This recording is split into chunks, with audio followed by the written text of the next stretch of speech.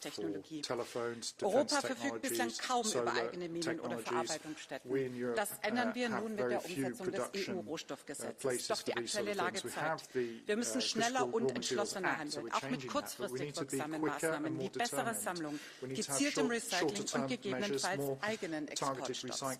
Wirtschaft, Politik und Finanzwelt, alle müssen jetzt an einem Strang ziehen. In der Rohstoffdiplomatie müssen wir einen Gang höher schalten. Ich bitte Sie, Frau Präsidentin, die unlauteren Praktiken beim EU-China-Gipfel klar zu benennen und sich mit Nachdruck dafür einzusetzen, dass sie beendet werden. Gleichzeitig müssen wir in Europa auf allen Ebenen schneller vorankommen, mit eigenen Projekten, neuen strategischen Partnerschaften, gezielter Bevorratung und mehr Innovation. China handelt hochstrategisch. Wir müssen das auch tun. Es ist höchste Zeit, dass die EU Verantwortung übernimmt und eine verlässliche Rohstoffversorgung für unsere industrielle Basis sicherstellt, damit Europas Wohlstand auch morgen noch Bestand hat. Vielen Dank. Grazie onorevole, prego onorevole Repasi. Thank you very much, Mr. Repasi now.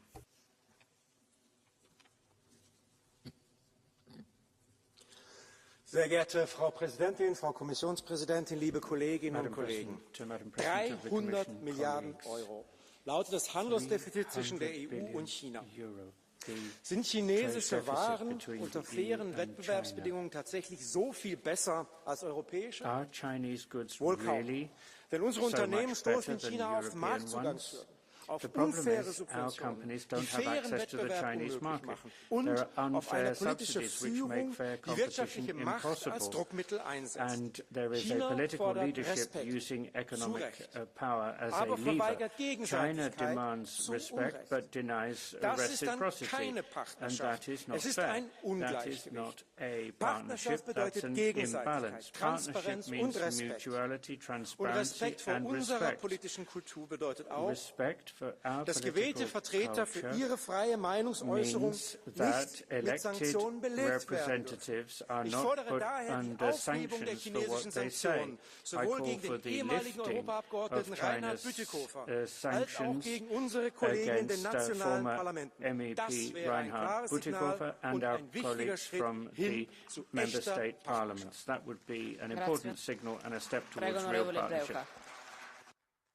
Pani Przewodnicząca, w tej debacie powinno wybrzmieć to, dlaczego Unia Europejska nie jest dziś równorzędnym partnerem dla Stanów Zjednoczonych i dla Chin. Potężny deficyt handlowy, zależność technologiczna, a wreszcie produkcja przemysłowa zbliżająca się do upadku. To wszystko jest efektem działalności Komisji Europejskiej, która niszczy europejską gospodarkę.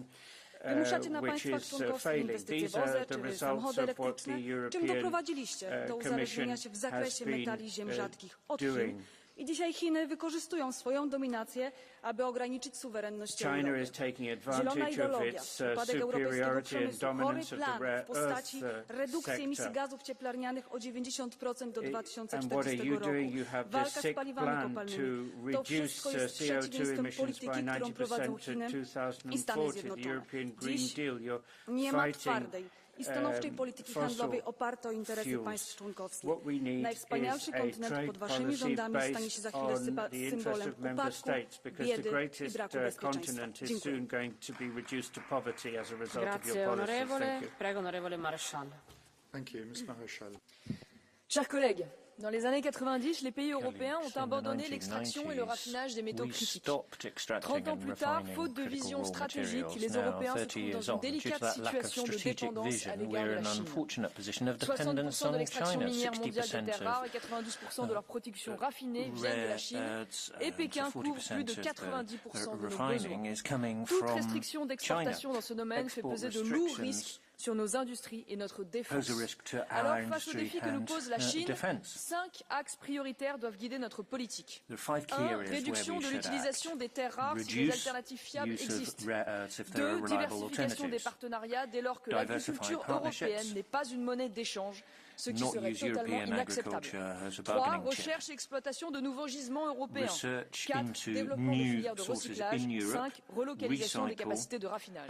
Bruxelles semble enfin s'être décidée à suivre cette voie. C'est un motif de satisfaction qui doit contribuer à rompre avec les carcans idéologiques que les écologistes décroissants nous ont imposés jusqu'ici.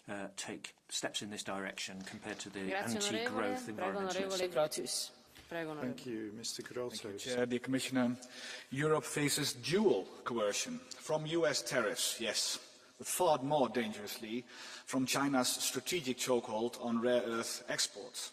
Gallium, germanium, critical elements are already no longer reaching our industries. Colleagues, remember that no guided missile can be produced without gallium. It's important because the Chinese foreign minister told High Representative Kallas that Russia may not lose the war. But also, our economic and our industrial survival is at stake. And as President von der Leyen rightly said, this is about dominance, about building dependency, and about state-organized blackmail. Some here still claim this is just collateral damage in the US-China rivalry. It's not. It's about showing who has the power. Some here suggest we strike a deal, drop tariffs on Chinese electric vehicles in exchange for the withdrawal of Beijing's retaliatory measures. That's appeasement, it won't work. Feeding the beast won't pacify it. Some here argue that European member states should go for themselves and defend their own industries, without the backing of the EU. Don't. It will only invite more coercion in the years to come. I argue differently. Economic leverage is there in Europe, at least theoretically if we use it. So use every tool in the EU economics toolbox. Close markets if necessary. Impose export controls. Sanction Chinese banks fueling Moscow's war of aggression. Leverage what we have or we don't have leverage at all. Commissioner, act with strength for European sovereignty and industrial survival. And above all, don't encourage more coercion. Thank you.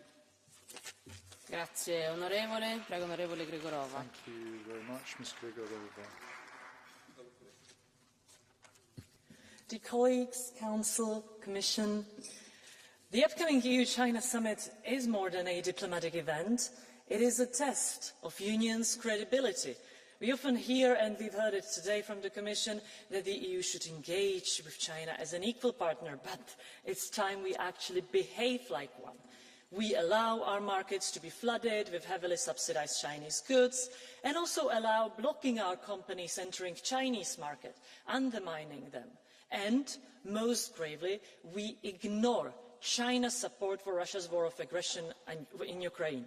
Yes, ignore. I've heard you saying, we are very concerned, we will continue criticizing. When have you ever done that? That has never been done. What's the success of Commission? Has any heavy machinery not been sent from China to Russia thanks to your doing? I've never seen that. And China runs a massive trade surpluses. And after a trade war with the United States, it really needs the European market. And you know what's that called? Leverage. So I thus urge President von der Leyen, or please, Mr. Šefčovič, if you could convey that message because she left, to stand firm in Beijing and defend our strategic interests. And please, our strategic interests are Ukraine, not German cars. Grazie, onorevole. Prego, onorevole Della Valle. Mr. Della Valle. Grazie Presidente.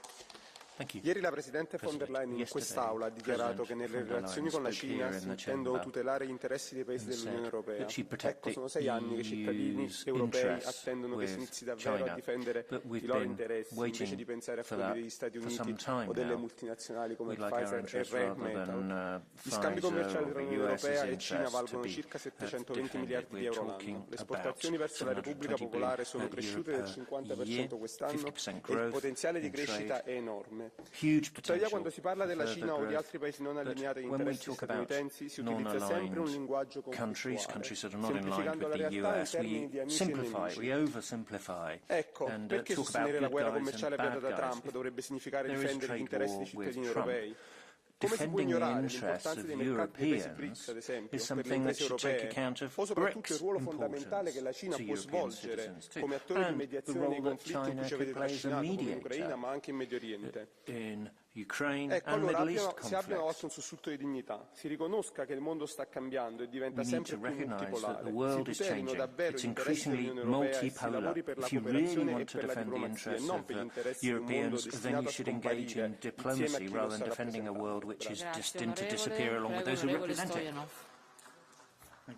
Vi ricordo di restare nei tempi. Please keep to your speaking time. Благодаря, госпожо председател. Срещата на върха Европейски съюз Китай е възможност да докажем, че свят раздиран от конфликти и нестабилност, диалогът остава най-силният инструмент за преодоляване на различията. Европейският съюз и Китай са две отборещи икономики с комбиниран дял от над 36% от световния брутен вътрешен продукт и търговски обмен от над 731 милиарда евро за 2024 година. Да, различия съществуват, но нерешими проблеми няма. Възможността за напредък в отношенията между Европейския съюз и Китай не бива да се пренебрегва. Напротив, днес, когато в Европа се води война, имаме нужда от разумни политики и надежни партньорства. Санкциите се оказват контрапродуктивни, причиняват щети и на двете страни, без да решават проблемите. Само през последните 2 години над 50 милиарда евро износ от Европейския съюз за Китай беше засегнат, а цели сектори, като автомобилната индустрия и машиностроението, губят позиции. В същото време Европейският съюз остава силно зависим от китайския внос в стратегически сектори, редкоземни елементи, батерии, промишлени компоненти. Прекъсването на тези вериги би нанесло сериозен удар върху европейската икономика. Предизвикателствата пред нас са глобални, решенията също. Нашият интерес е ясен – диалог, уважение и стратегическо сътрудничество с всички големи сили. Само така ще гарантираме сигурност, стабилност и икономически растеж за Европа. Благодаря. Grazie onorevole. Prego onorevole Jovanovici.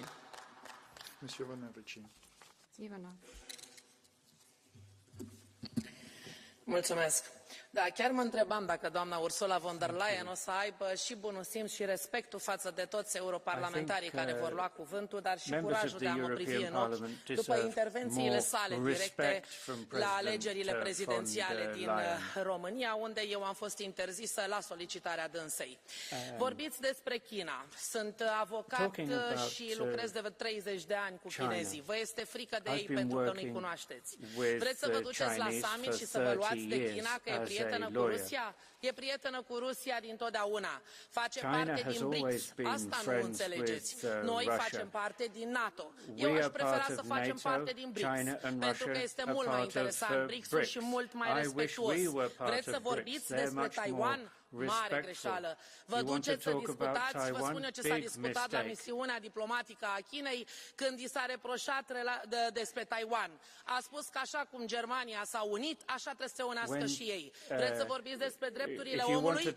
În Europa avem cea mai mare tiranie, dictatură și interdicția drepturilor omului și încălcarea drepturilor fundamentale ale omului. Așa că nu aveți nicio șansă pornind de la premisele pe care le-ați discutat aici. Mai învățați un pic de diplomație și de politică internațională. Mulțumesc. Grazie onorevole, prego onorevole Zoido. Thank you, Mr. Zoido. Gracias, presidenta. Dentro de 2 semanas celebraremos una cumbre histórica, el 50 aniversario del establecimiento de las relaciones diplomáticas entre la Unión Europea y China. Unas relaciones que han traído beneficios en el aspecto comercial, promoviendo inversiones y creando empleo. Pero en los últimos años la relación ha acusado un concepto geopolítico turbulento, así como el surgimiento de creciente asimetría. Por eso, esta cumbre, más allá de la efeméride, debe servir para reequilibrar esta relación con reciprocidad como base. Primero, debemos trabajar en el mantenimiento del orden internacional multilateral e instituciones como la OMC. Segundo, debemos poner coto al impacto negativo que genera la sobrecapacidad industrial. Tenemos que acabar con los precios artificialmente bajos que impiden que nuestras empresas compitan en igualdad de condiciones. Tercero, tenemos que dar carpetazo a las investigaciones sin fundamento contra productos europeos tan sensibles como el porcino, el brandy o los lácteos. Cuarto, tenemos que lograr el fin de las restricciones selectivas a la exportación de materias primas críticas que ponen en jaque nuestra propia seguridad económica. Y por último, debemos avanzar hacia una posición más responsable por parte de China en el marco de la guerra de Ucrania. A partir de esta premisa, China y Europa podremos tomar un impulso renovado y garantizar que la relación continúe siendo mutuamente beneficiosa. No podemos ni debemos desaprovechar esta oportunidad. Muchas gracias. Grazie onorevole, prego onorevole Annunziata. Thank you, Ms. Annunziata. Grazie Presidente. Thank you. Subito dopo il cessate il fuoco con l'Iran, la Cina ha consegnato allo stesso Iran una nuova fornitura di missili terra-aria, i famosi SAM, secondo il Middle East è notizia non smentita. Del resto, il 90% del petrolio iraniano è destinato a Pechino, è importantissimo per i prezzi generali del mondo.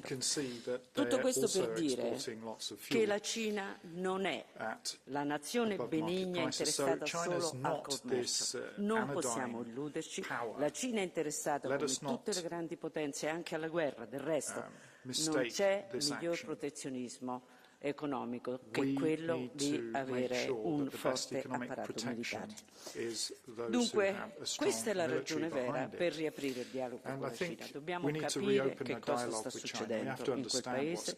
Non trascureremo i diritti umani che resteranno il nostro principale parametro, ma dobbiamo aprire un dialogo con questa nazione, la Cina, che sia indipendente anche dalle informazioni delle altre nazioni e soprattutto dalle informazioni sulla Cina che ci propongono gli Stati Uniti. Il dialogo in qualche modo è parte della nostra indipendenza strategica. Grazie onorevole. Prego onorevole Győri. Tisztelt képviselőtársaim, az európai gazdaság talpraállásához, a versenyképesség javításához elengedhetetlen, hogy országok minél szélesebb körével álljunk összeköttetésben. A konnektivitás révén erősödhetünk meg. Ehhez viszont fel kell adni az ideológiai harcot, hogy a világot jókra és rosszakra osztjuk, és csak a jókkal kereskedünk. Az új geopolitikai helyzet is azt kívánja meg, hogy rendbe tegyük a kapcsolatainkat Kínával. Fogadjuk már el végre, hogy nem lesznek a mi értelmünkben demokratikus jogállam, never be a democratic constitutional state in our sense of the term, and that we will never agree on everything. Nevertheless, we can still trade with them on the basis of mutual benefits. This relaunch should be the task of the EU-China summit at the end of July. We need to realize that fruitful cooperation is not only possible with like-minded political systems. The US, which has declared China its main enemy, has already been able to reach agreement with Asia's superpower on certain issues. Let us be capable of doing the same. Let us reduce dependence, stand on more than one leg, and of course let us be not naive. Let us make China interested in relations with us. Let us look at what's good for European companies and what creates jobs. Negotiations can only be conducted in the language of mutual respect. Thank you. Grazie onorevole. Prego onorevole Tarczynski. Thank you very much. Mr. Tarczynski is next. Thank you, Madam President. Dear leftists, China is laughing. China is laughing at you. Russia is laughing. India is laughing. You know why? Because of your eco-madness, because of your eco-God. We are responsible for 7% of pollution of the globe, when China is responsible for 30%, and Madame von der Leyen wants to save the planet with our money. This is madness. This madness will be stopped by people of common sense. We Republicans, we people of common sense will restore Europe, rebuild Europe. It's your fault, communists. It's your fault. Illegal migrants, it's your fault, communists. Eco-God, it's your fault, communists. So do not be like communists, be like Poland. We're going to give you another King Sobieski very soon. We're going to restore Europe. We're going to rebuild it. So do not be like communists, be like Poland. Thank you very much. Is there a blue card for you? Mr. Tarczynski, is there a blue card if you want? Mr. Dossal, for 30 seconds, please.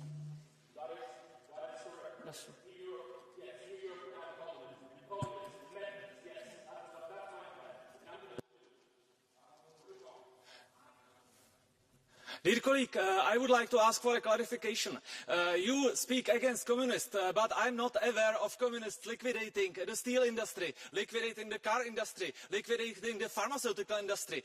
From 1949, we were able in Czech Republic to manufacture our own antibiotics, penicillin. Now we are unable. So why are you speaking against communists when the problem is somewhere else? Thank you very much. Because Stalin was the biggest one to kill people of common sense, of values. There is no bigger threat to the world than the communism and your agenda, your sick agenda, new God, illegal migration, is part of communist way of thinking. They even call themselves communists. It's like someone would call themselves a fascist or a Nazis. How can you call yourself a communist? This is a shame, and I'm going to fight the communists till the end of my life. So help me God. Grazie onorevole, prego onorevole Woutmans. Thank you very much. Ms. Woutmans is next. Dank u wel, mevrouw de voorzitter, collega's. We hebben het hier vandaag al meermaals gehoord. De Chinese exportbeperkingen op onze grondstoffen zijn een van de grootste bedreigingen voor onze Europese industrie. En we moeten daarom ook nu een grens durven stellen aan China. En China zal dat niet leuk vinden. En China zal terugstaan. Maar veel erger zou zijn nu te blijven doordoen alsof er niets aan de hand is. Want dat zal ons op termijn nog veel meer kosten. Dan dreigt echt wel het scenario van het Russisch gas. En deze resolutie met dank aan het harde werk van collega Bart Groothuis is dan ook een heel duidelijk signaal aan jullie van de Europese Commissie. Ga voor strategische autonomie. Creëer nieuwe toevoerlijnen met onze bondgenoten binnen en buiten Europa. En wees creatief, bekijk wat mogelijk is in zaken delving op zee en in de ruimte. En collega's, de wereld is groter dan China en de VS. Er zijn hele continenten die op Europa zitten te wachten. En niet in het minst Afrika, dat erg naar Europa kijkt, maar door ons stiefmoederlijk behandeld wordt. Dus beste Commissie, ik hoop van harte dat jullie een sterke top gaan hebben. Stroop uw mouwen op en ga de wereld in. Dank u wel. Grazie onorevole, prego onorevole Sbai. Chers collègues, le 4 avril 2025, la Chine a adopté une loi qui interdit l'exportation des terres rares. L'aveuglement de nos institutions a permis depuis des décennies à la Chine d'être en quasi-situation de monopole sur les terres rares. 61% de la production et, accrochez-vous bien, 92% de la capacité de traitement.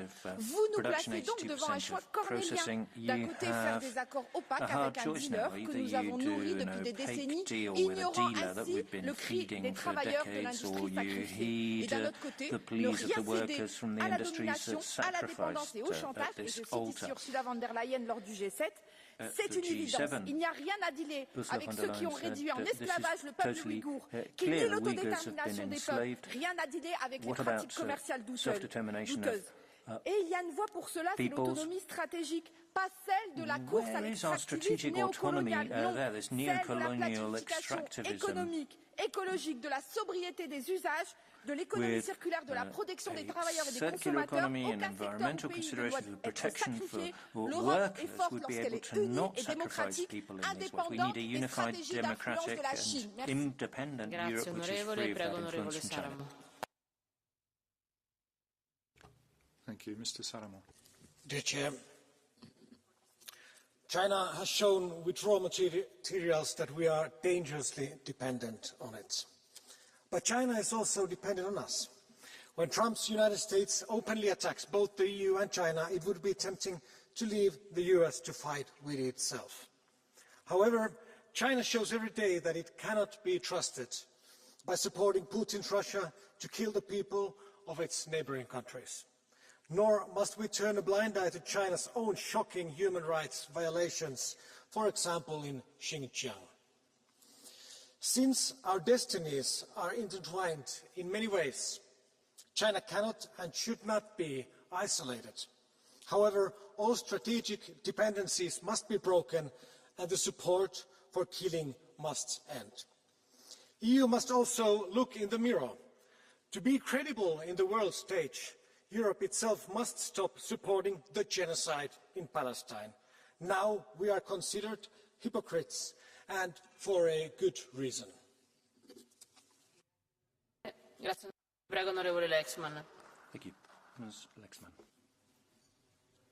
Thank you, Chair, Commissioner, dear colleagues.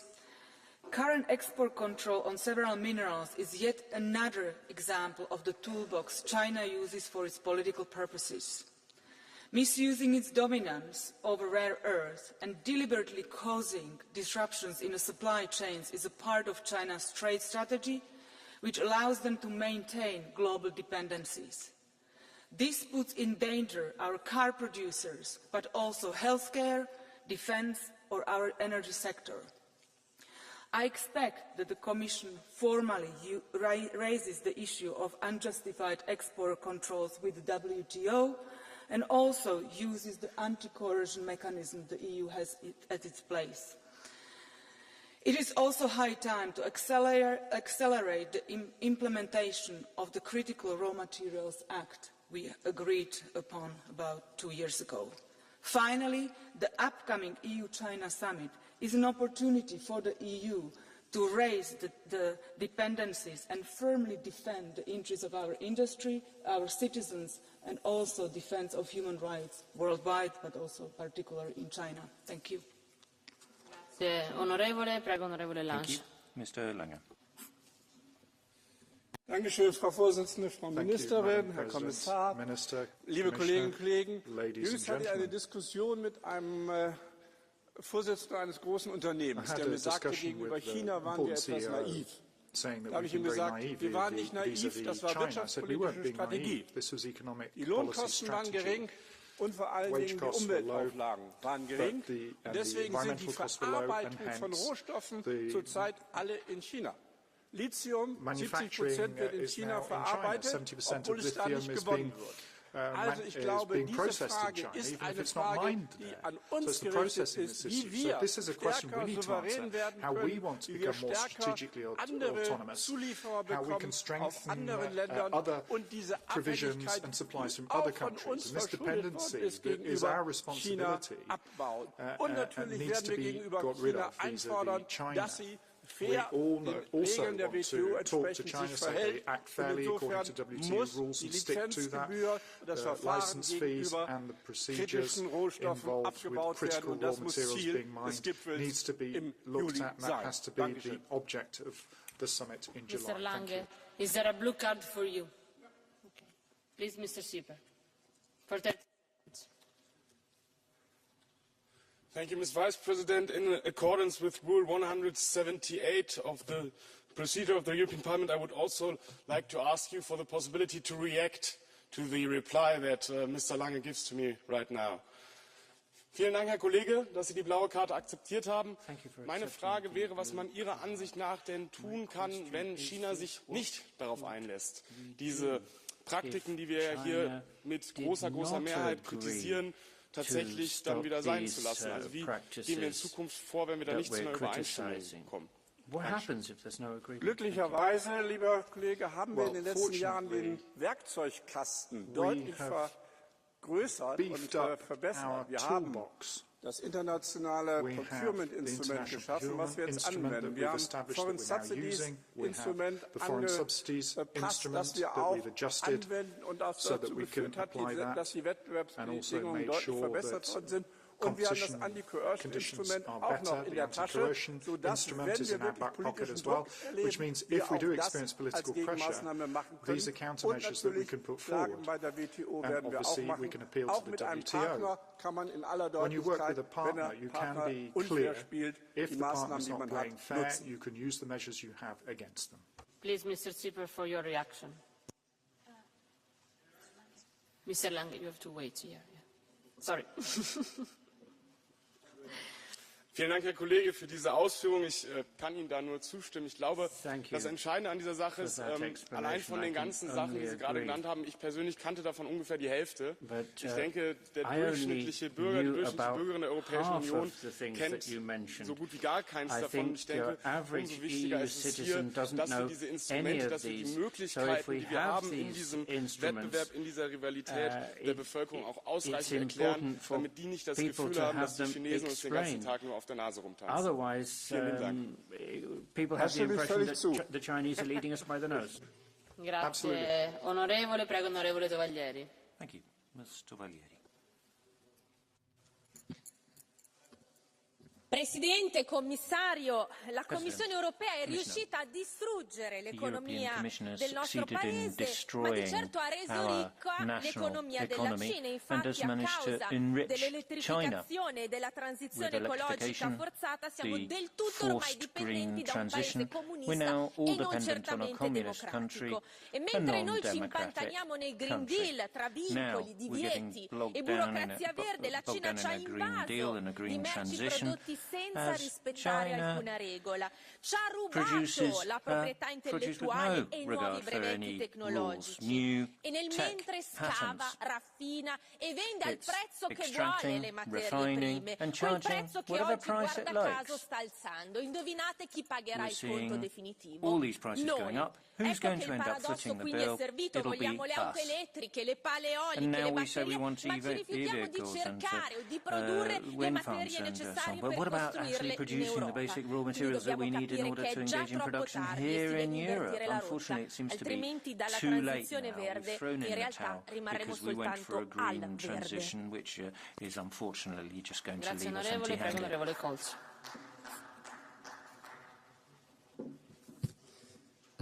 Dear colleagues, in 2 weeks the EU lands in Beijing to mark 50 years of relations with China. It looks like celebration. In truth, is a stress test. The trade still tops 739 billion euros, yet our deficit is 292 billion and exports are falling. State-subsidized overcapacity floods our market while China stays selectively closed. As Commissioner Šefčovič fights in Washington to shield European jobs from blanket US tariffs, Beijing slaps duties on medical devices and cognac, rations rare earth licenses, and declares it cannot accept a Russian defeat in Ukraine.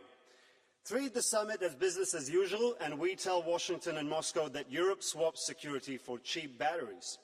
After 5 decades, China is still no responsible partner. We need thorough de-risking, tightening the investment screening, rebuild critical supply chains with trusted allies, and enforce WTO rules wherever Beijing undercuts fair competition for European workers, business and innovation. Speak with one transatlantic, not transactional voice. Autonomy built on dependency is not autonomy at all. Thank you. Grazie onorevole, prego onorevole Hahn. Vi ricordo di stare nei tempi. Prego onorevole. China flutet unseren Binnenmarkt mit subventionierten Überkapazitäten von Spielzeug bis Stahl. Und ich erwarte von Ursula von der Leyen, dass sie beim EU-China-Gipfel pragmatische Lösungen für faireren Wettbewerb für unsere Industrie findet. Aber vor allem darf Europa nicht wieder so naiv gegenüber China werden. Denn seit Jahren kämpfen wir mühsam darum, uns von diesen asymmetrischen Abhängigkeiten zu befreien. Wir haben uns als Deutschland, als Europa von China einlullen lassen. Und gerade zeigt China doch mit den Restriktionen im Export für schwere, seltene Erden, dass sie bereit sind, unsere Abhängigkeiten als Waffe zu nutzen. Denn im Konflikt zwischen Autokratie und Demokratie dürfen wir nicht vergessen, dass China ein autokratisches Regime ist, die Demokratie und Menschenrechte nur stört. Denken wir an die Unterdrückung der Uiguren, an Hongkong, an die Drohung gegen Taiwan. Jetzt ist nicht die Zeit für Appeasement. Weder gegenüber Trump, USA, noch gegenüber China. Jetzt ist Zeit für klare Kante und geschlossene Stärke. Wir brauchen mehr Handel mit mehr Partnern. Ich baue auf die dänische Ratspräsidentschaft, Ministerin Bjerre. Sammeln Sie die Mitgliedsländer für eine Offensive für mehr Freihandel. Öffnen wir neue Märkte und Quellen für Rohstoffe. Grazie onorevole, prego onorevole Szczerba. Wysoka Izbo, żyjemy w czasach, kiedy cały czas wyzwaniem pozostaje pełnoskalowa wojna na Ukrainie. Również wyzwaniem pozostają relacje transatlantyckie i w tej sytuacji Komisja będzie rozmawiała i szczyt będzie rozmawiał z Chinami. Chcę bardzo wyraźnie powiedzieć, że to podejście Unii Europejskiej wobec Chin powinno być asertywne, ponieważ jest kilka aspektów, na które chcę zwrócić uwagę. Po pierwsze, wsparcie dla wojny na Ukrainie. I o tym trzeba mówić wprost. Ta wojna nie mogłaby trwać, gdyby nie wsparcie krajów, które każdego dnia dostarczają albo irańskie drony, albo komponenty, w których ta wojna jest prowadzona. I również wspierana jest gospodarka wojenna Federacji Rosyjskiej. Trzeba mówić wprost o nieuczciwych praktykach handlowych i trzeba mówić również wprost o zmniejszaniu zależności, o strategicznej autonomii, potrzeba suwerenności. I bardzo prosimy o to, żeby to podejście było uwzględnione. Nie ma business as usual wtedy, kiedy od 3 lat wspiera się wojnę, która jest również ludobójstwem. Grazie onorevole, prego vicepresidente López. Muchas gracias, presidenta. China es hoy una sexta parte de la humanidad, ocupa una silla en el Consejo de Seguridad de Naciones Unidas, tiene el 30% de la producción industrial del planeta y ha pasado en el año 2000 de ser el principal socio comercial de 10 países en el mundo a serlo hoy de 120 países. Es una realidad innegable, gigantesca, compleja. Y sin duda, aprender a lidiar con ella es uno de los mayores retos geopolíticos y económicos que tiene Europa, porque están nuestros intereses en juego. ¿Qué es lo que espero que hagamos en la cumbre? Poder reequilibrar nuestras relaciones económicas y obviamente también hablar de las tierras raras, revitalizar el multilateralismo en crisis, evitando la lógica de bloques en el mundo, tratar la agenda verde, asegurar un comercio abierto y unas relaciones internacionales basadas en normas y hablar de Ucrania, que está en el corazón de nuestros intereses estratégicos y tiene que entenderlo China. Nosotros debemos actuar como una potencia madura, exigente, constructiva. Y sobre todo, no tenemos que elegir entre confrontación e ingenuidad. Podemos elegir firmeza estratégica y diálogo con principios. Eso es lo que yo quiero para China con la Unión Europea. Grazie onorevole, prego onorevole Tionne. Thank you, Mr. Tionne. Cacher ses talents pour mieux attendre son heure. C'était le conseil donné par l'ancien numéro 1 de la République populaire de Chine, Deng Xiaoping. L'impressionnante restauration de la puissance de la Chine se lit en creux du déclin de l'Europe. Pékin a déployé une grande stratégie visant à combler ses dépendances critiques au reste du monde. Il a constitué des stocks stratégiques et a organisé vers lui la transhumance des industries de l'Occident pour mieux l'inonder de ses surproductions. De son côté, l'Union européenne a passé les 30 dernières années à se penser et à se construire comme l'avant-garde d'un nouveau nomos de la Terre, fondé sur la négation du territoire et plus globalement sur le déni de la géopolitique. Les 30 insouciantes volent en éclats, même si certains voudraient s'accrocher à cette parenthèse hallucinée. L'Europe n'échappera pas au devoir de puissance, et cette puissance, elle ne pourra y prétendre qu'en reconnaissant et en assumant la guerre commerciale mondiale qui est en cours et dont l'un des fronts se joue face à Pékin.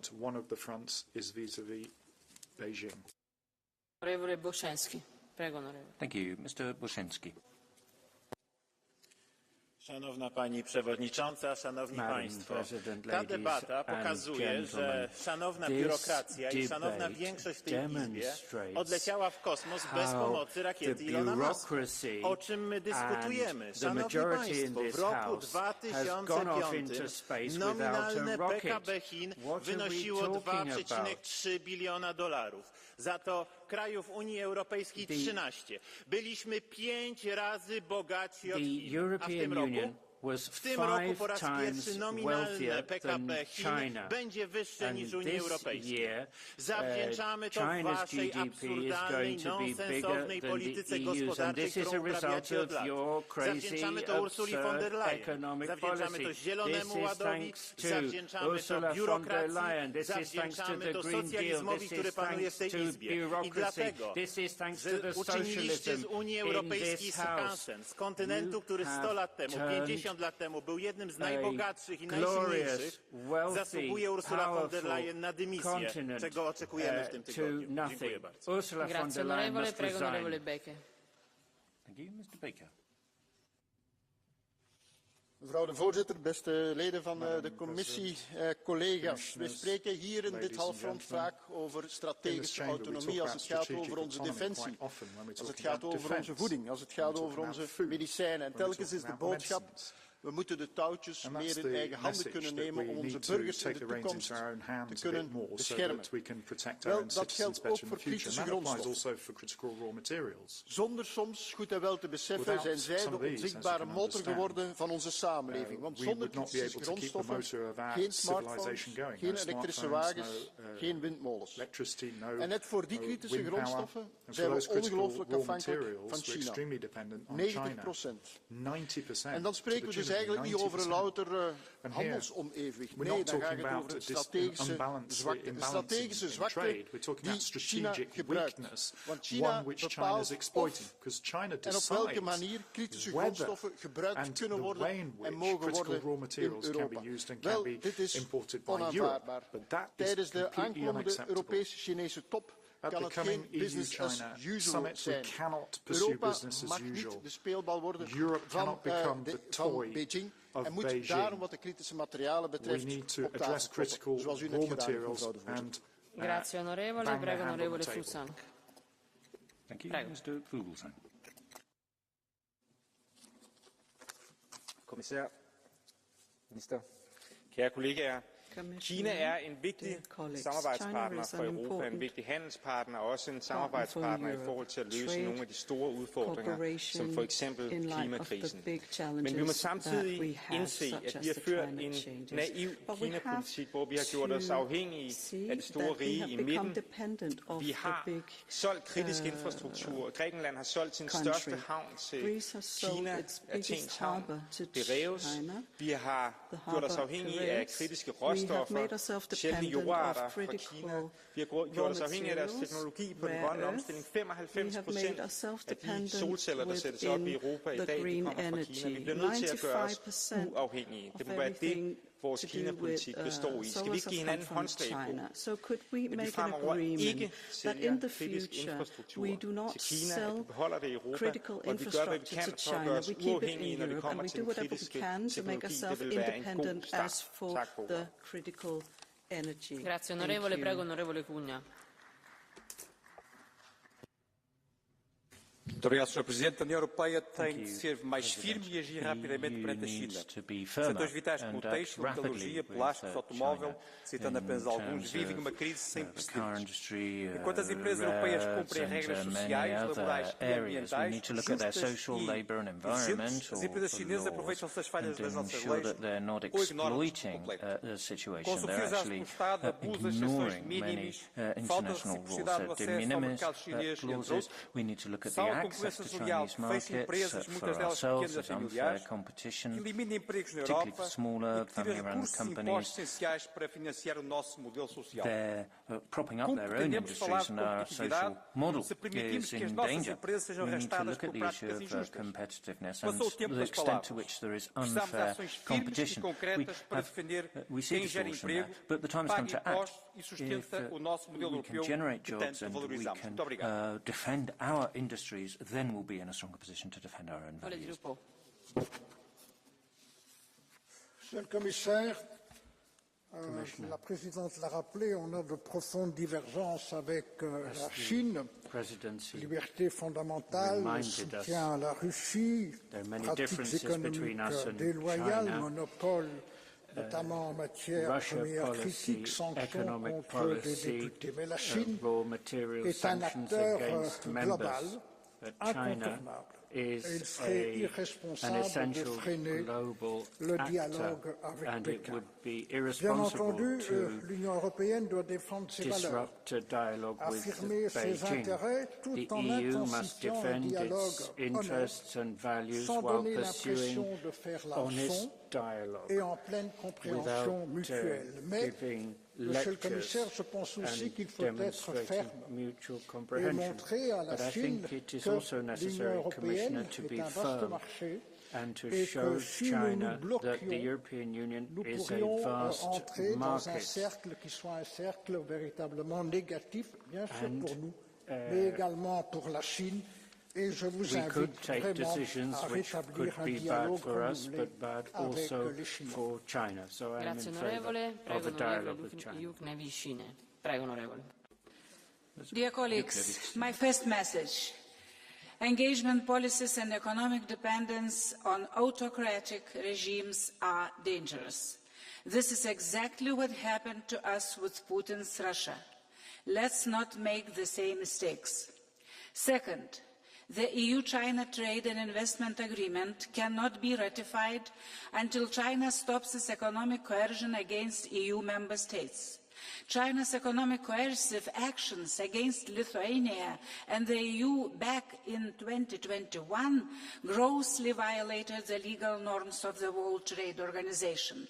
These discriminatory trade restrictions directed at an EU member state challenge the unity of the entire bloc. Failing to take appropriate action against China's economic coercion will cause long-term damage to the reputation of the European Union as a reliable geopolitical actor. Grazie onorevoli, iniziamo velocemente con la procedura Catch the Eye. Prego onorevole Millan Mon. The eye, Mr. Millan Mon.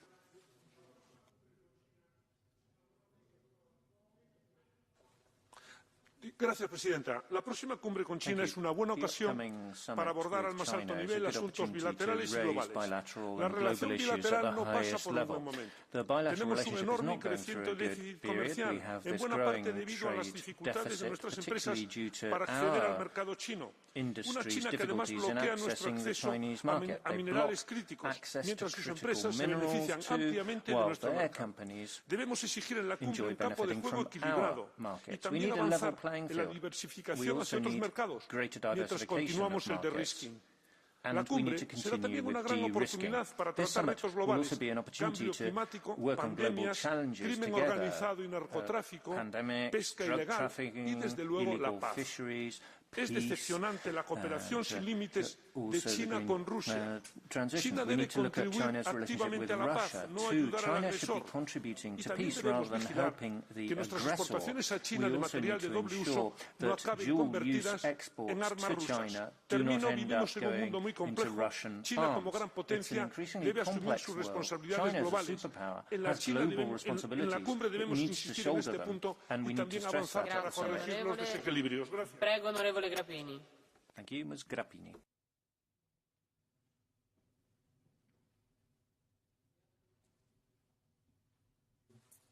Doamna președinte, domnule comisar, stimați colegi, 50 de ani de relație cu China și dacă facem un bilanț, constatăm că am pierdut în acești 50 de ani mult din ceea ce puteam să avem. Dar eu am învățat de la un investitor din țara doamnei președinte Ursula că nu poți să omori concurența, ci trebuie să înveți inteligent cum să o depășești. De aceea eu cred că la summit noi trebuie să punem condiții foarte clare. Noi trebuie să avem posibilitatea să ne apărăm. Ieri am discutat despre pachetele 91% venite din China până la 150 de euro, miliarde de pachete, fără siguranța produselor, o concurență neloială pentru IMM-uri. Iată de ce, domnule comisar, eu cred foarte clar că avem nevoie de relația cu China, dar trebuie să o facem pe principii asemănătoare. Dacă China dă 20% la autohtone, la licitații publice, noi de ce nu punem și noi aceste condiții la licitațiile publice cu China? Și da, infrastructura importantă și de securitate nu trebuie vândută de niciunul dintre statele membre ale Uniunii Europene. Doar așa putem să avem. Singur nu putem fi pe lume. Cu Statele Unite nu avem o relație bună, cu China nu avem o relație bună, cu Rusia știm de ce nu avem o relație bună.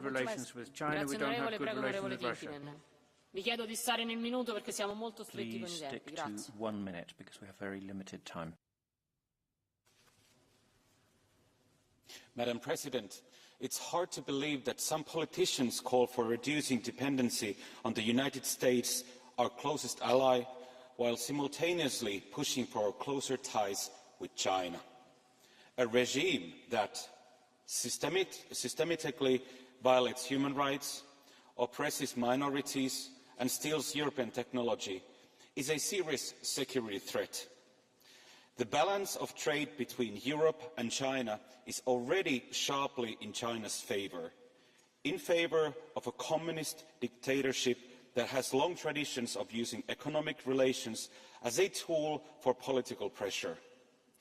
Europe should not build stronger trade relations with a country whose representative for European relations questions the independence of sovereign Eastern European states that seceded from the Soviet Union. This says enough. The growth of Chinese influence in Europe must be prevented. Thank you. Grazie onorevole, prego onorevole Zelimas. Thank you. Prego. Zelimas. Thank you. Dear colleagues, as the President of the Commission emphasized yesterday, when we go to China to defend our interests, Europe must show strength. And this strength only comes through our unity.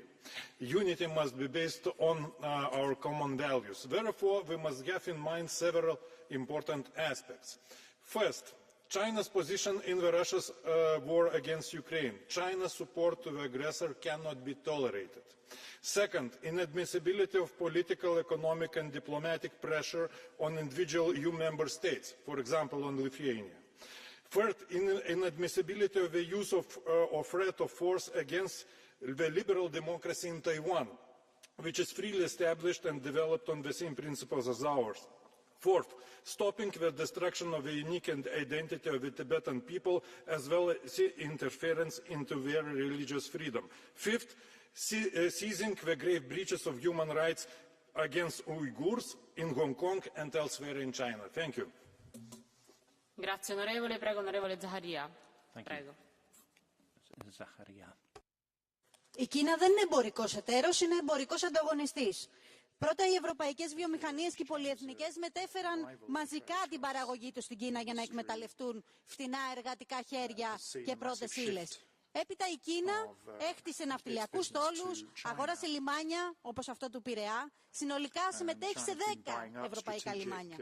Εγκαθίδρυσε καθεστώς εργασιακής εκμετάλλευσης με εργολαβίες και περιορισμένα εργασιακά δικαιώματα, με εργατικά ατυχήματα και δυστυχήματα, περιβαλλοντική μόλυνση, οικονομικές απάτες στα τελωνεία της Ευρωπαϊκής Ένωσης. 3 αναφορές για την Κόσκο βρίσκονται στην Επιτροπή Αναφορών. Καμία απάντηση από το Φεβρουάριο. Στην Ελλάδα εξαγόρασε πολιτικούς από σχεδόν όλα τα κόμματα και δημοσιογράφους. Και παρενέβη αρκετές φορές στην πολιτική της χώρας ο ίδιος ο πρέσβης της Κίνας. Για βάλτε την Ευρωπαία Εισαγγελέα να ελέγξει το ελληνικό σκάνδαλο με την Κόσκο, να δείτε πόσοι θα βρεθούν ένοχοι. Αυτά όλα σηματοδοτούν την απώλεια της κυριαρχίας. Δεν ακούτε όμως. Δεν ακούτε. Αυτό είναι πρόβλημα. Πάρτε πίσω όλες τις υποδομές της Ευρώπης από την Κίνα. Ευχαριστώ πολύ. I welcome the EU-China summit that's happening in the near future, because we do need a reset of relationships between the European Union and China. We need to have reciprocity, we need to have mutual respect and fairness, we need to have access to the Chinese market for European companies, we need to ensure that we wean our dependency off China in the certain areas of raw materials and rare earths, and we need to insist on a rules-based order. International rules-based order, the World Trade Organization, the United Nations and the others that keep this world revolving around fairness and respect for each other. On the issue of Ukraine, we have to call it out straight. China is actively supporting Russia in the war in a European country. And that has to be said very loud and clearly. We can't have a situation where we dance around this particular fact. And until such time as China says clearly that they respect the international integrity of the Ukrainian borders, well then we must always call them out. But I wish to sum it well, because we do need a reset and we need to rebalance it, ensuring that it's in Europe's favour as well. Grazie onorevole. Prego onorevole Andriukaitis. Thank you. Mr. Andriukaitis. Please.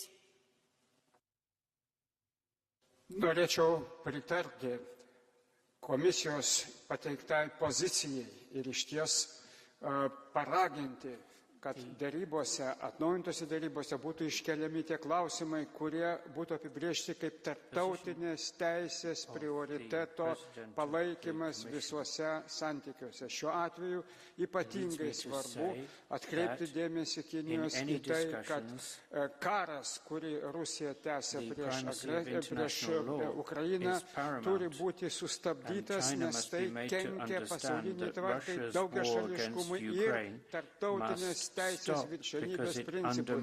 Priešingų atveju mes iš tiesų turėsime labai sudėtingus santykius. Aš skatinu būtinai pragmatiškai, dalykiškai, bet apsibrėžiant tuos principus, kurie šiandien yra numeris 1. Šalies teritorinis integralumas, tarptautinė teisė yra tai, apie ką turi būti pasakyta labai aiškiai, kad Kinijos parama Ukrainai būtų sustabdyta. Grazie onorevole. L'ultimo che ci dia, onorevole Oliveira, prego. Finally, Mr. Oliveira. Obrigado, Presidente. Thank you. Contra o perigo da guerra, construir soluções de paz. Contra a política de confrontação, reforçar os laços de cooperação em benefício mútuo dos povos. Bonds of Esta deve ser a cooperation for the mutual orientação para o benefit of our desenvolvimento das peoples. That relações should com be a our China e approach naturalmente to para a cimeira relations with que agora se China, realiza. and more A União specifically Europeia for não the deve upcoming ser uma summit. caixa de The ressonância da EU política should de not be an confrontação e de echo escalada de chamber tensões dos Estados of the Unidos policy que of aponta a escalation and China como seu alvo confrontation of the preferencial. US. O They caminho point the tem de ser finger outro. at Reforçar as China relações de as the source efetiva of all cooperação, ills. We should have effective cooperation, respect for international law, include the principle of non-interference and one China policy without any exceptions. We should have political, diplomatic, economic and cultural relations in a mutually beneficial way so that our people's needs can be taken into account. And we should go down that path with respect for member states to decide on their own foreign policy and bilateral relations, particularly I'm thinking here of Portugal-China as a relationship based on peace and cooperation between the peoples of Portugal and China. Thank you, Mr. Šefčovič, to wind up. Thank you very much, Madam President, Madam Ministers, honourable members. I know that we are very much pressed by the time and we expect the arrival of the Prime Minister of Denmark, so I'll be very, very short. First and foremost, I would like to thank all the honourable members for their interventions, which for sure will contribute to the final preparation of the EU-China summit. And I also would like to appreciate that there was what I would describe overall support for our approach to the risk, but not to decouple in relations with China. And it was very clearly the motto and the guidelining principle the Commission was following since the start of the mandate. If you allow a couple of words on the risking, because the honourable MEPs Lange, Maniatis, Mr. Eroglu, Keller, but especially Madame Bentele, been highlighting how important it is to get better access to the critical raw materials. And I think that I have in particular to thank Madame Bentele for exceptional work done on the critical raw materials report, because thanks to her, I believe we open new chapters, how to increase the economic security of the European Union. Based on that report and with the new approach of the European Commission, we already completed the first selection process of more than 60 projects if it comes to the critical raw materials, 47 in Europe and 13 outside. And I believe that this exercise, which will be repeated and which will be now tested into getting these projects from the paper into the real operation, will demonstrate how serious we are about being more independent if it comes to the supply of critical raw materials.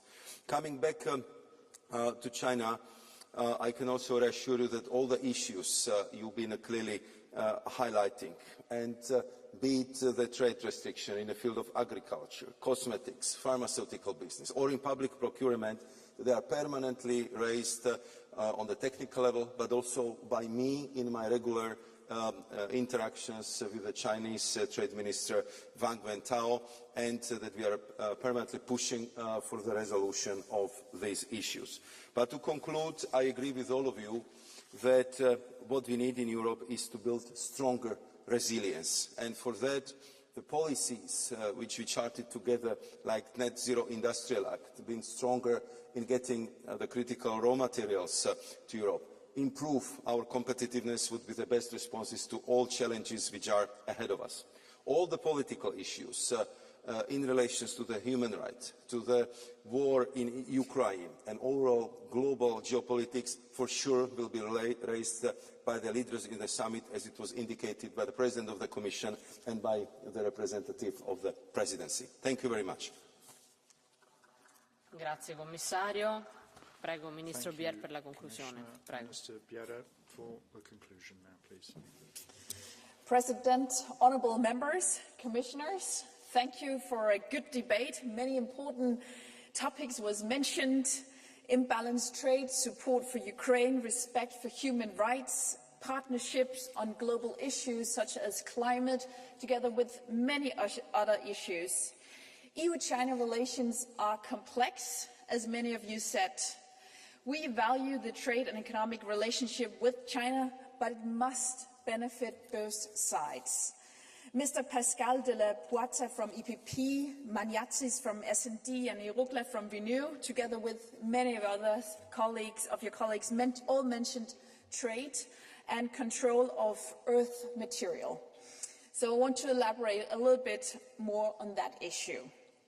Our trade relations with China remain, unfortunately, unbalanced, both in terms of trade and investments. We long-standing concerns about lack of level playing field and the significant asymmetry in our respective market openings. In addition, China's economic model has led to systemic distortions with negative spillovers to trading partners. EU firms have continued to face forced localization policies and restrictions on their access to the Chinese market, as well as pressure resulting from overcapacities. The deficit in trade in goods has been widening over the last decade, fueled by illegal subsidies. Last year, the EU-China trade deficit reached 304.5 billion euros. A more recent headache is the export control measures on rare earth and related products introduced by China that impact EU producers.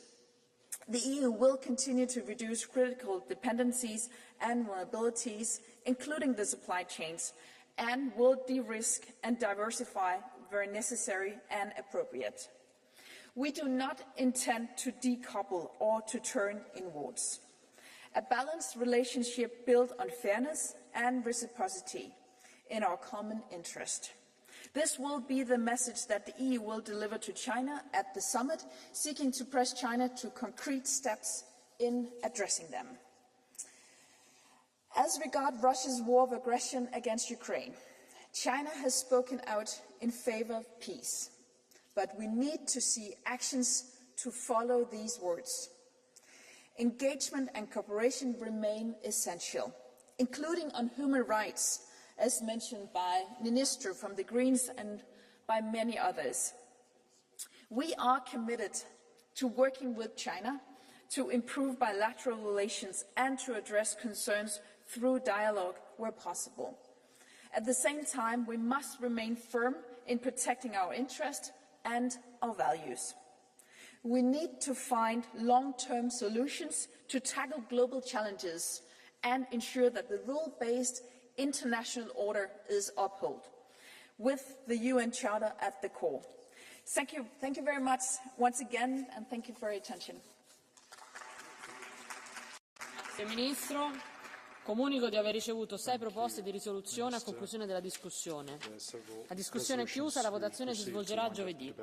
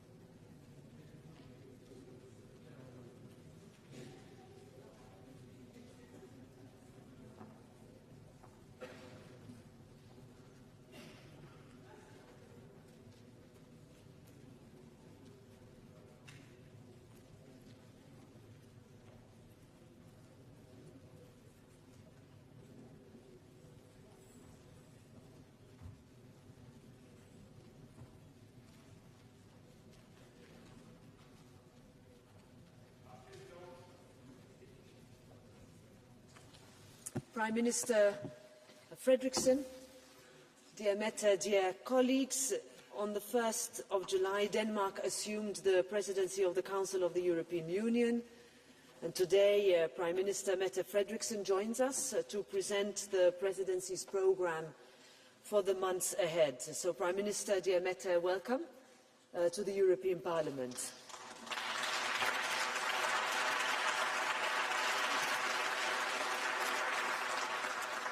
Nearly 1 year into this legislature, the Danish presidency arrives at a decisive moment. In a world marked by uncertainty, we need a Europe that is stronger and that is safer. That means taking responsibility for our own security. It means scaling up efforts to address migration and tackling high energy costs. It means giving our defence industry a much-needed boost and remaining steadfast in our support for Ukraine. We know that a more secure Europe also depends on a strong and competitive economy, so we've accelerated in this House reforms and we're pushing ahead with our simplification agenda, but we also need to make full use of our single market and, crucially, unlock more capital.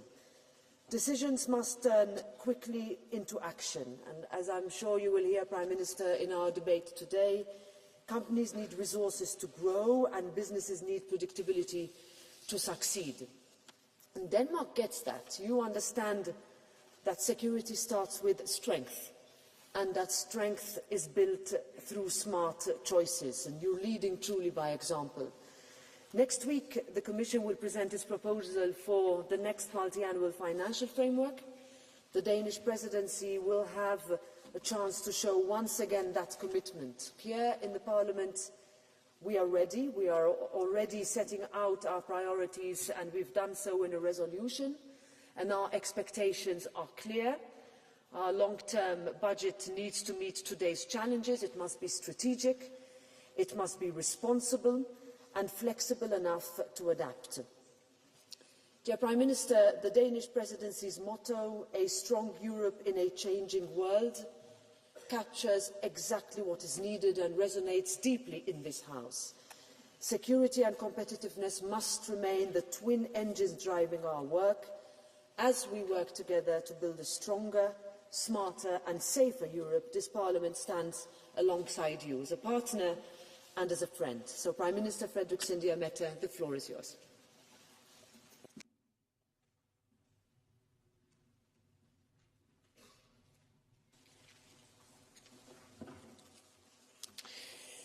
Europe will be forged in crisis and will be the sum of the solutions adopted for those crises. These are the words of Jean Monnet, one of the pioneers and founding fathers of European cooperation. And today, ladies and gentlemen, these words seem truer than ever before. Dear members of the European Parliament, Madam President of the European Parliament and commissioners, thank you for inviting me today. For the next 6 months, Denmark will hold the presidency of the European Union. We do so at a time where Europe is facing the greatest challenges since the 1940s. Russia's brutal war against Ukraine, pressure on Europe's external borders from migration, conflicts in the Middle East, risk of trade, war and tariffs on the rise. Increasingly competition on the future of strategic technologies, and on top of all this, the climate and biodiversity crisis. Our security, our values, our economies and our way of living is under pressure. We need to address the challenges head on, and we need to do it together. Members of the European Parliament and Member States, we share the responsibility to find the right compromises on the difficult question ahead of us. Solutions that work for all of us. First of all, our citizens, but also our businesses, labour unions and civil society. And that is why I am so pleased to be here today. The threats may be many, and they are indeed serious. But I have trust in Europe. Trust that we can move our continent forward, build a more secure Europe, a greener and more competitive Europe, a new Europe of tomorrow with possibilities and welfare for our citizens. But only if we remember what we are capable of, what our societies are built upon, and who we really are as Europeans. Our strengths come from within. We are much more than the reach of our countries and the sum of our populations. Europe is first and foremost an idea. It is the way we think. Our fundamental values, freedom, democracy, the rule of law, our firm belief in progress, science and common sense, that we always seek to make tomorrow better than today, our social model, that we are free to think as we want, believe what we want and speak as we see fit. These are the fundamental ideas on which our continent is built, and they run in the blood of all Europeans. Europe is cooperation, discussions and difficult compromises. But above all, Europe is a magnificent, rich and diverse continent that has managed to rise again and again. And in a time where fundamental values are being questioned, the response from our side needs to be firm and to be clear.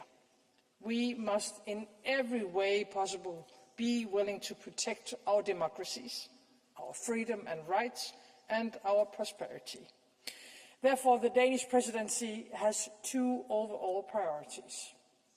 Of course, first of all, a secure Europe, and secondly, a competitive and green Europe. First of all, we must take responsibility for our own security. Cutting our defense spending in the past 30 years was a huge mistake, and we shall never repeat. We cannot take lightly the threat from East. Russia's military rearming means that they could, within 2 to 5 years, pose a credible military threat to Europe and NATO. And Russia is no longer working alone.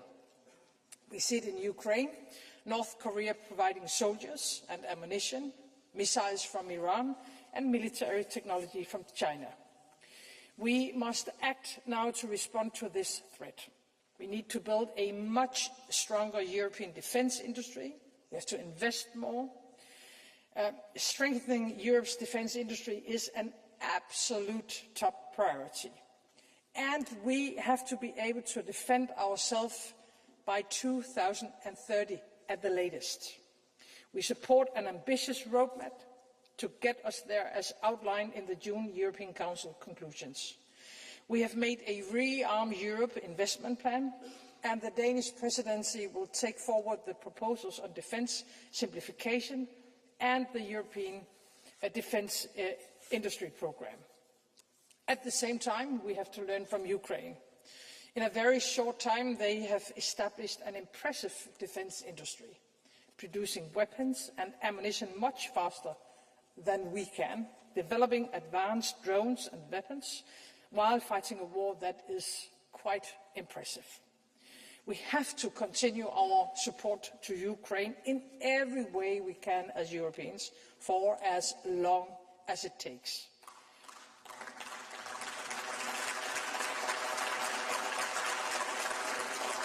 With the military support, ammunition, missiles, air defence systems, with investments into the Ukraine defence industry, engage in partnerships with Ukrainian companies, and integrate the Ukrainian defence industry into the European, to our mutual benefit, and with financial, civil and, of course, political support. We need to look at our donations for Ukraine in a different way.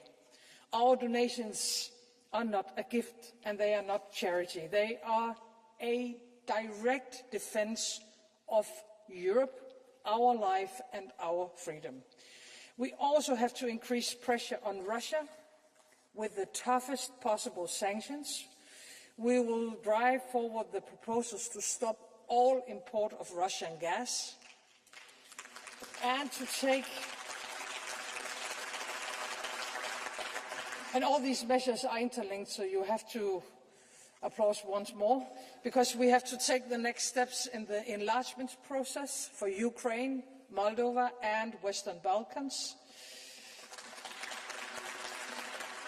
By bringing these countries closer to Europe, we can help them flourish and grow and make the European Union even stronger. Another part of our security as Europeans is about migration. It is challenging Europe, affecting people's lives and the cohesion of our societies. We saw it very clearly in the European Parliament elections last year. Migration was a top priority for many Europeans, including myself. Our citizens expect us politicians to find new solutions with a good reason. And European citizens have a right to feel safe in their own countries. That is why we need to strengthen our external borders. We have to lower the influx of migrants to Europe. We need to help stabilize neighbouring countries and make the process of returns easier and, of course, also more efficient. What has been mainstream among our populations for quite many years is now mainstream for many of us politicians as well, finally. Maybe not in Parliament, but gladly, and I'm really happy about that, in the European Council. So, of course, as presidency, we will prioritise the proposals on the table and also provide a much more effective response to Russia, who is using migration as a weapon at our eastern borders. So that was some few words on security. We also need a competitive and green Europe. As we all know, Draghi published his report last year. He painted quite a black picture of too much regulation, high energy costs, a significant innovation and investment gap, and a shrinking workforce. Europe is now falling behind, and we ourselves bear a large part of the responsibility. These issues have become a top priority, and luckily there is a general understanding that we need to act with urgency already this year. It has to be a top priority for all of us. And therefore, we must simplify our rules. We have to reduce burdens on businesses, citizens and public authorities. The Danish presidency will aim for less red tape for European companies and individuals. Therefore, we must make progress on the omnibus proposals and simplification agenda. But, of course, already now we know that more is needed. To increase the European Union's long-term competitiveness, we need to boost our ability to innovate, develop and produce the technologies of tomorrow. And we need to do it with urgency and ambition, but of course without compromising what makes Europe special: our social balance, our democratic stability, our green ambitions. And climate change remains one of the greatest challenges of the world right now. Billions of people around the world already feel the consequences. Extreme weather, fires, it's leading to migration, poverty, political instability. Europe needs to keep pushing for an ambitious global green transition. And that is why we need to agree on an ambitious 24 climate targets.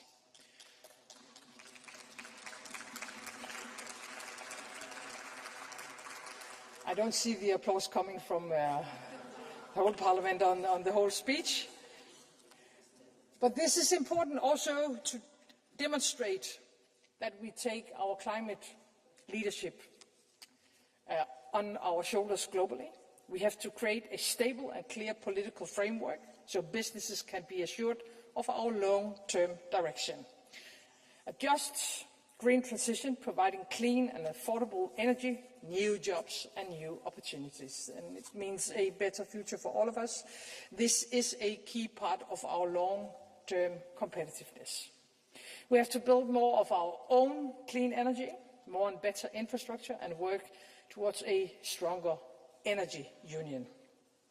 Ensuring low and stable energy prices for citizens and our businesses, strengthening our security of supply, and of course at the same time get out of the dependency of Russian energy.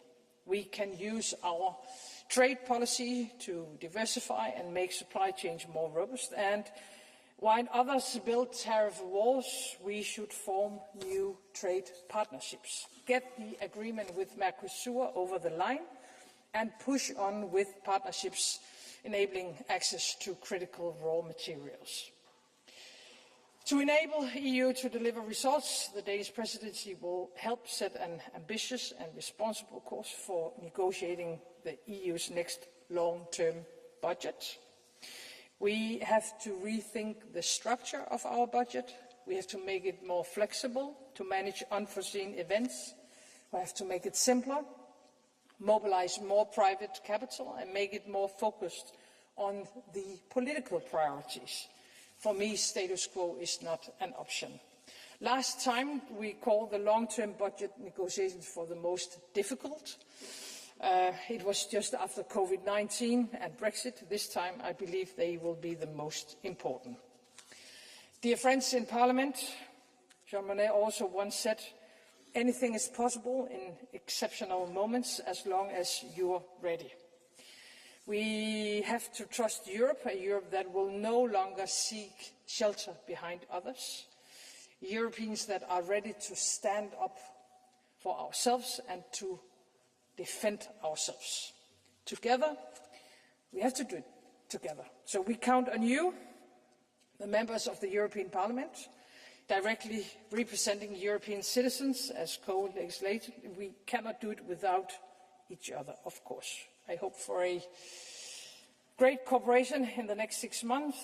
Let's build a stronger Europe together. Thank you.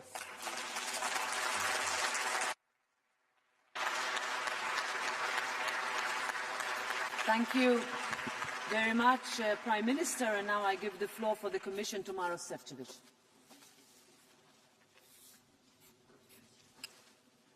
Thank you very much, Madam President, honourable members, and first and foremost, Madam Prime Minister, dear Mette.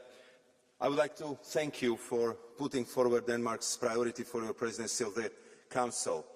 They are very much in line with the priorities of the Commission's, and when I checked this morning, this is already your 8th presidency. So you are bringing a lot of experience, a lot of energy into the chairing and managing the European Union in very challenging times, but we are absolutely convinced in the Commission that as your previous 7 presidencies have been very successful, that this would be another one. I also would like to start by welcoming the Danish presidency focus on security and defence. The Commission has already started working on the roadmap for readiness for the European Council in October.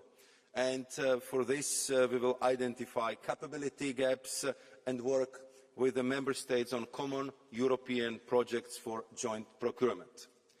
Defence readiness is, however, not just about how much we spend, but also about how we spend it.